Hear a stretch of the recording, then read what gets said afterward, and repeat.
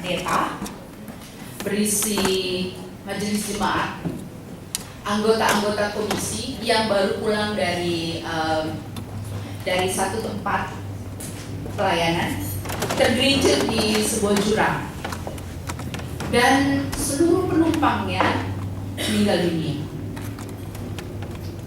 Lalu mereka semua ada di depan pintu surga. Di depan pintu surga ada seorang malaikat yang menunggu. Dan malaikat itu punya tugas memberikan ujian kepada setiap orang yang mau masuk ke surga. Siapa yang pas untuk masuk ke surga. Lalu di depan dari pintu surga, malaikat bertanya, wah ini yang datang ini adalah rombongan gereja. Jadi malaikat siap-siap sekarang. Oke, dimulai dari anak sekolah minggu dulu. Anak sekolah minggu ditanya oleh malaikat, kamu bisa nyanyi lagu Yesus sayang padaku? Bisa. Yesus sayang padaku, Alkitab mengajarku, dan seterusnya. Oke, kamu pas. Bisa masuk surga. Wah, senang sekali. Sekarang giliran dari pemuda. Sekarang giliran youth. Coba sebutkan nama dari murid-murid Tuhan Yesus. Wah, youth ini baru selesai katekisasi. Baru ini selesai katekisasi. Jadi mereka semua tahu murid-murid Tuhan Yesus. Lalu sebutkan ini. Bagus, youth semua masuk ke surga. Kaum bapak, majulah kaum bapak. Takut-takut nih kaum bapak kan? Bapak jangan-jangan disuruh nyanyi lagu padamu Tuhan dan Allahku seperti tadi. Kaum bapak, wah, oke, kaum bapak, pertanyaannya adalah coba sebutkan buah-buah roh dalam Galatia.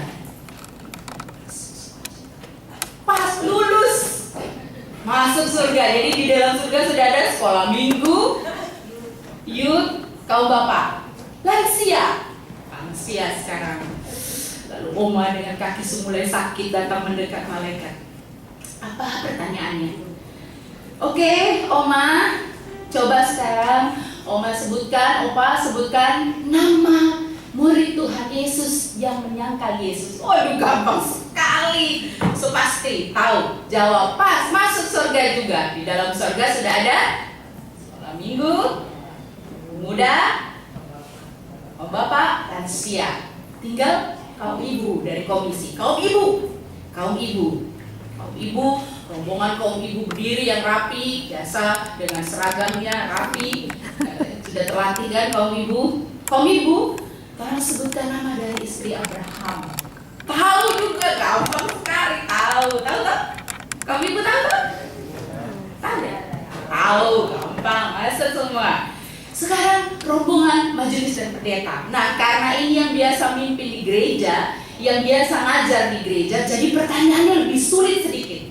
Malaikat bilang, oke, karena kalian yang biasa mimpin dan ngajar di gereja, pertanyaannya lebih sulit sedikit ya. Tidak seperti komisi-komisi yang lain. Kalian yang biasa ngajar kan, jadi pertanyaan lebih sulit. Pendeta dan majelis berdiri di depan, lalu malaikat bertanya, sekarang kalian sebutkan nama dari 5.000 orang yang diberi makan oleh Yesus. Gak bisa jawab ya? Iya, mungkin ceritanya bagi kita menggelikan sedikit. Tapi pesan dari cerita ini adalah semua kita, kaum bapak, kaum ibu, sekolah minggu, lansia, majelis, pendeta, semua kita tetap masih perlu belajar tentang kebenaran firman Tuhan. Tetap kita semua masih perlu belajar tentang firman Tuhan. Bagi mereka yang acap kali memperkatakannya, mengajarkannya, pun tetap masih harus perlu belajar. Dalam Markus 9 ayat 30-37, konteksnya adalah pembacaan di mana murid-murid Yesus sedang meributkan siapa yang paling hebat di antara mereka. Dan yang mereka ributkan itu persis setelah Yesus memberitahukan untuk kedua kalinya tentang penderitaan Yesus. Jadi sungguh tragis sebenarnya. Karena ketika Yesus menjelaskan tentang sebentar lagi saya akan pergi menuju salib, tetapi justru dalam pemberitahuan yang kedua, karena ada nanti dalam Markus 10 pemberitahuan yang ketiga, justru ketika Yesus memberitahukan kepada murid-muridnya bahwa untuk kedua kalinya aku menyampaikan bahwa aku nanti akan menuju jalan salib, justru murid-muridnya sibuk untuk memperdebatkan, sibuk untuk saling bertengkar satu dengan yang lain, siapa yang terbesar. Kira-kira nanti kalau Yesus sudah pergi, siapa yang di antara kita akan memimpin? Siapa di antara kita yang akan dapat kedudukan?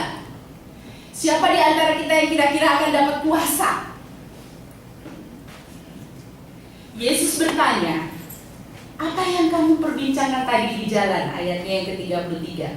Ia bertanya kepada murid-muridnya, apa yang kamu perbincangkan tadi di jalan? Dan menarik, ayat 34 dikatakan, tetapi mereka diam. Sebab di tengah jalan tadi mereka mempertengkarkan siapa yang terbesar di antara mereka. Malu mereka. Kalau orang Bali bilang, itu yang mereka percakapan tuh hal-hal etegemeng. Apa etegemeng? Hal-hal yang remeh-remeh. Hal yang sebenarnya gak penting. Justru Yesus ingin kembali mempertanyakan, kalian paham gak? Kalian mengerti gak? Bahwa aku ini sedang mempersiapkan kalian bahwa aku akan pergi menuju jalan salib. Tetapi murid-murid sibuk untuk memikirkan siapa yang dapat kedudukan, siapa yang punya kuasa, siapa nanti yang menjadi terbesar. Bukan berbicara tentang kepemimpinan yang Yesus maksudkan. Bahwa kehadiran Yesus adalah sebagai seorang pemimpin yang melayani. Dan kata-kata di dalam teks perjanjian baru, kalau berbicara tentang pelayan, sama artinya dengan hamba. Doulos. Dan beberapa kata dipergunakan, saya sempat melihat beberapa kata yang dipergunakan itu sebenarnya sama, menunjuk kepada sebagai seorang hamba yang paling rendah. Hamba yang paling rendah, paling terendah. Seorang yang memimpin justru harus yang paling rendah, yang kuat di dalam menghadapi tantangan dalam pelayanan, yang paling rendah, yang bersedia untuk melayani. Itu sebabnya dikatakan kemudian ketika Yesus tahu bahwa murid-muridnya memperdebatkan dan meributkan hal-hal yang sebenarnya bukan menjadi tujuan Yesus, lalu Yesus mengambil seorang anak kecil, menempatkannya di tengah-tengah mereka. Kenapa Yesus mengambil anak kecil? Kalau kita belajar konteks Alkitab, wanita dan anak-anak adalah kelompok atau golongan orang-orang yang tidak mendapatkan perhatian. Tetapi kemudian Yesus mengambil anak kecil untuk menjadi contoh dan meletakkannya di tengah-tengah mereka supaya mereka tahu bahwa sebenarnya yang harus diperhatikan adalah bagaimana sikap dari seorang anak kecil, bagaimana karakter dari seorang anak kecil untuk berbicara tentang pelayanan, untuk berbicara tentang kepemimpinan. Dan Markus 9 ini jelas sekali dalam LAI diberi judul siapa yang terbesar. Terbesar bukanlah dalam hal kuasa, tetapi terbesar di sini dalam konsep Yesus, dalam pengajaran Yesus adalah hal melayani. Yang mau melayani, yang memiliki kerendahan hati, yang tulus. Ibu bapak yang dikasihi oleh Tuhan Yesus, murid-murid diam karena mereka malu. Di jalan mereka mempertengkarkan siapa yang terbesar. Jadi gak nyambung. Kalau orang Timor bilang itu susonya. Tahu sonya? Mana siapa orang Timor di sini? Sonya? Tahu sonya, Oma? Oma tahu sonya toh? Sonya itu artinya sudah nyambung. Sudah nyambung lagi. Yesus mau yang begini, tapi murid-murid memahaminya begini. Yesus mengajarkan tentang kepemimpinan yang melayani, murid-murid pikir kepemimpinan sebagai sebuah kekuasaan. Dan disinilah kemudian murid-murid kembali belajar sama seperti kita. Murid-murid pun bergumul dan belajar tentang kerendahan hati kembali. Belajar tentang yang melayani lagi, pemimpin yang melayani. Belajar lagi tentang kesungguhan, ketulusan. Ibu bapak saya menjadi pendeta jemaat di Gereja Kristen Protestan di Bali itu sudah lebih dari 12 tahun. Jadi sebelum saya tamat, saya masih mengerjakan skripsi di kesaksian. Saya masih mengerjakan skripsi, lalu saya selesai mengerjakan skripsi, saya pulang ke Bali. Karena saya menulis tentang skripsi pemahaman Allah dalam konsep leluhur di Hindu, lalu pendekatannya lebih banyak pendekatan kontekstual. Nah, saya kembali ke Gereja Bali untuk mengucapkan terima kasih karena saya diizinkan untuk mengambil dan belajar banyak dari Gereja Bali. Pada waktu itu pendeta perempuan di Gereja Bali tidak lebih dari 3 orang. Tidak lebih dari 3 orang. Jadi saya menjadi pendeta yang keempat kalau tidak salah, keempat pendeta perempuan di Gereja Bali. Saya diminta oleh Sekum, oleh Sekretaris Umum, mau nggak Mbak melamar di Gereja Bali? Karena Gereja Bali belum banyak punya pendeta perempuan. Wah, saya pikir ini blessing dari Tuhan. Oke lah, saya melamar. Saya menuliskan surat dan kemudian hari Jumat, hari Senin mereka sidang, hari Selasa atau Rebo saya sudah mendapatkan surat kembali bahwa saya diterima di Gereja Bali sebagai seorang vikariat dan hari Minggu sudah diserahkan ke jemaat padahal saya belum wisuda. Jadi saya menjadi vikaris sebelum saya wisuda. Lalu pelayanan selama 12 tahun saya melayani di 3 jemaat gabungan di wilayah Denpasar. Jadi satu pelayanan itu terdiri dari 3 gereja, bukan satu gereja tapi 3 gereja. Kemudian dari Denpasar saya pindah lagi ke wilayah Bali Utara. Saya melayani di 3 jemaat juga. Dari ujung Gilimanuk, kalau Bapak Ibu ke pelabuhan Gilimanuk sampai ke Negara, itu saya melayani di sana 3 jemaat. Kemudian setelah dari sana pindah lagi semakin ke ujung lagi, ke atasnya Pulau Bali, ke punggungnya Pulau Bali. Itu di salah satu, masih sebelum ke atas, di salah satu desa Kristen. Semuanya satu desa yang beberapa kali saya kira Pak Pendeta juga sudah sempat menceritakan. Ada satu perkampungan seluruhnya Kristen. Dari sana pindah lagi ke bagian utara, itu di Singaraja tempat pelayanan saya yang terakhir. Pelayanan kami yang terakhir di Singaraja juga melayani 3 jemaat, melayani 3 gereja juga, dan diperpanjang 2 kali periode, jadi 8 tahun di jemaat yang sama. Dalam 3 jemaat gabungan yang terakhir, 6 tahun, karena tidak sampai selesai kami sudah berangkat kemari. Nah, jadi 12 tahun, 3 jemaat, 3 jemaat, 6, 7, 8, 12, ada lebih dari 12 jemaat. Yang masing-masing jemaat punya karakter yang berbeda-beda. Punya jemaat dengan isi kepalanya yang beda-beda. Punya konteks yang beda-beda. Ada jemaat di kota, ada jemaat di desa, ada jemaat urban, ada jemaat yang macam-macam lah. Dengan isi kepala majelis yang juga beda-beda. Ada majelisnya yang hampir rata-rata perempuan semua, seperti yang terakhir perempuan semua. Ada majelis jemaat yang semuanya cowok, jadi saya paling cantik sendiri. Jadi paling cantik sendiri karena ya jadi pendetanya. Lalu ya bermain ada yang juga sudah campur separuh-separuh. Nah, yang menarik adalah dari 12 tahun pelayanan, naik gunung, turun gunung, jalan yang berliku-liku, saya biasanya bawa motor nih kemana-mana gitu kan, jadi kayak pendeta jimbo gitu lah. Seringkali majelis bilang, punya pendeta perempuan, tapi gayanya kayak laki. Dulu pendeta punya pendeta laki, tapi kok kemayu.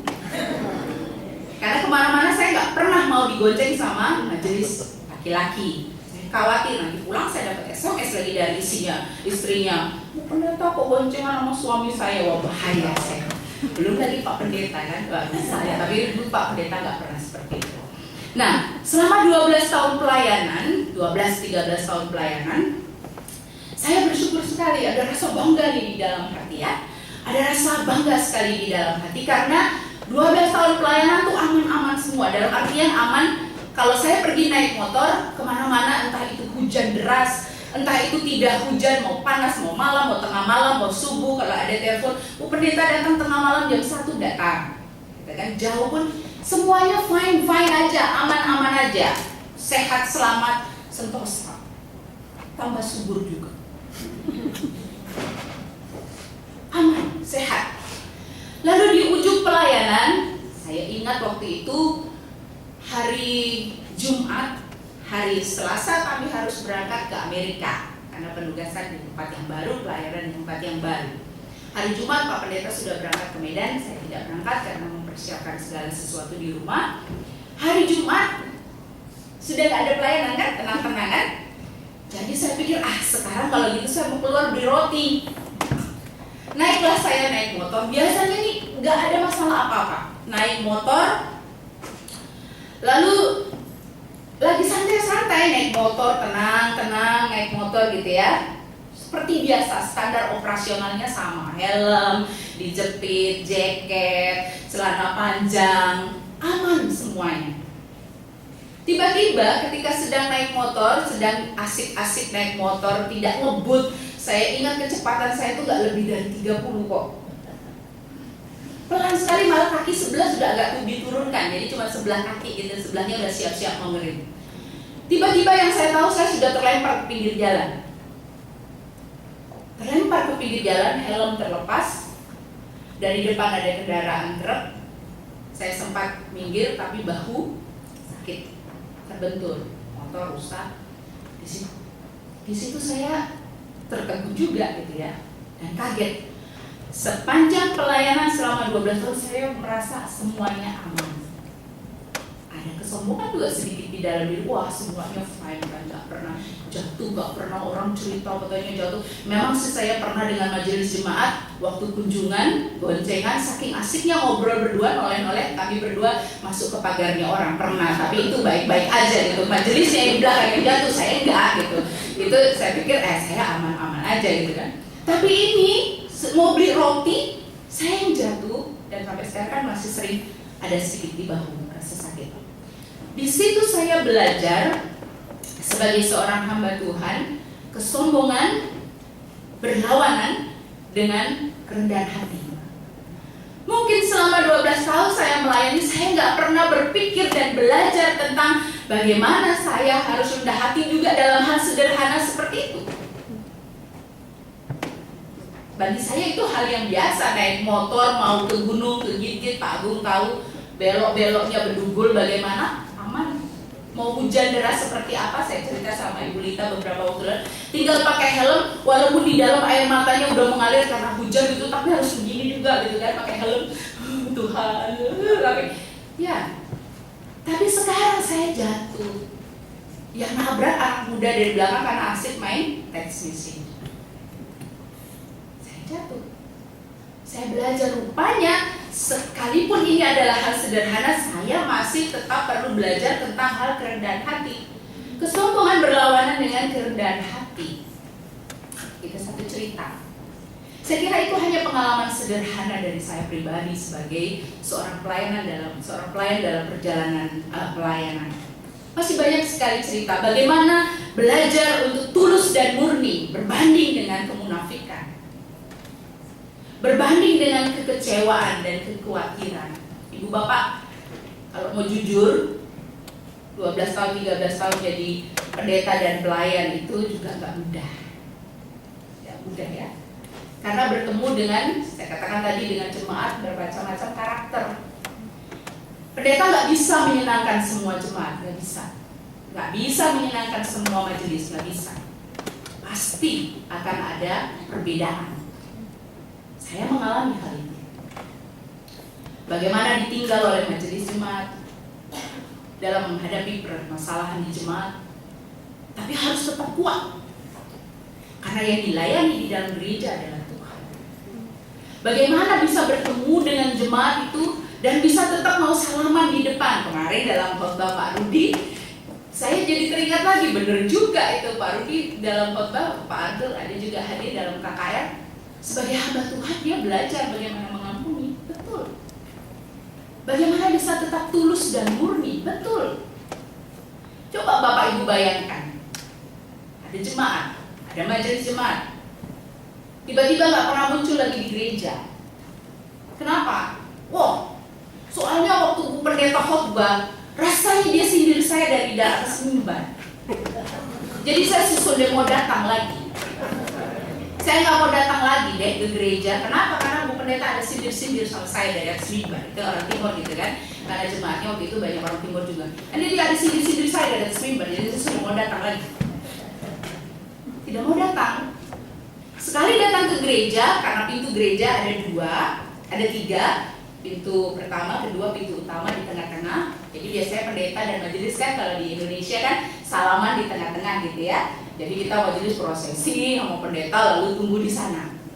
Biasanya biasanya keluarga ini nggak pernah mau lewat pintu samping. Jadi selalu yang paling depan salaman di depan gitu. Dia yang paling utama. Sekarang karena merasa kemudian ada Bu Pendeta yang sindir-sindir. Setiap kali salaman, sudah mau lagi lewat pintu depan, lewat pintu belakang majelis. Jadi pergi lewat pintu belakang majelis. Setiap minggu. Lalu saya berpikir, ini kalau dilanjutkan terus begini, saya juga jadi tertarik juga gitu ya. Emang lu siapa? Gitu kan? Masih banyak loh. Oh, masih banyak jemaat. Berapa banyak jemaat yang mau dilayani. Ada 3 gereja di sini. Saya jadi pendeta 3 gereja. Habis itu majelisnya juga beda-beda. Kasih tinggal saja dia toh. Nanti bilang frek ya lu gitu kan.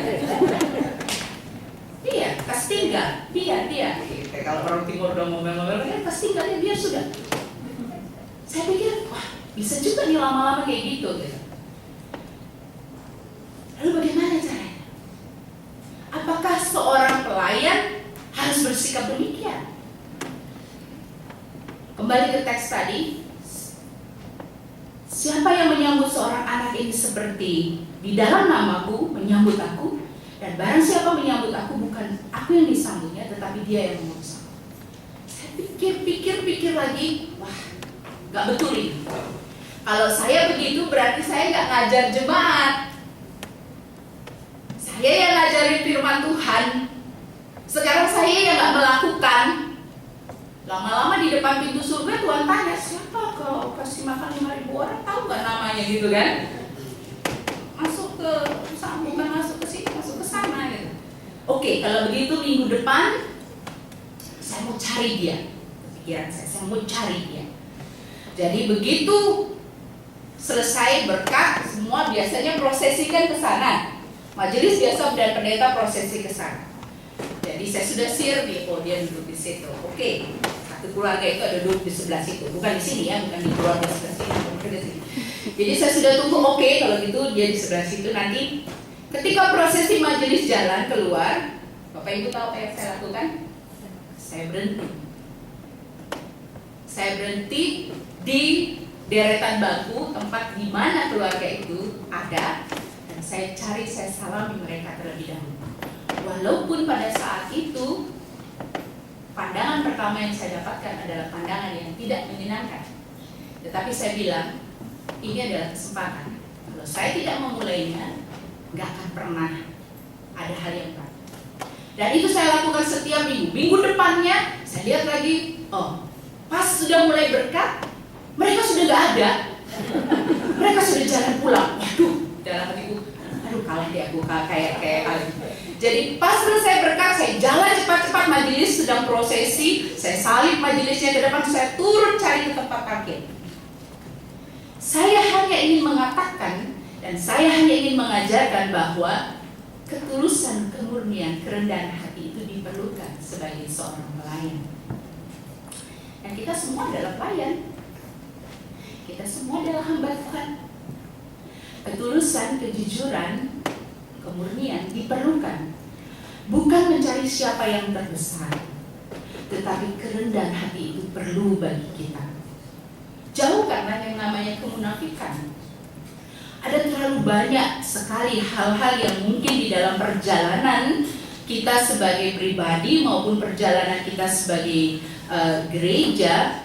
Ada banyak hal, kadang-kadang kompleksitas kehidupan itu kan menyebabkan kita tidak lagi atau kita luput untuk melihat kebenaran yang paling sederhana sekalipun. Kompleksitasnya.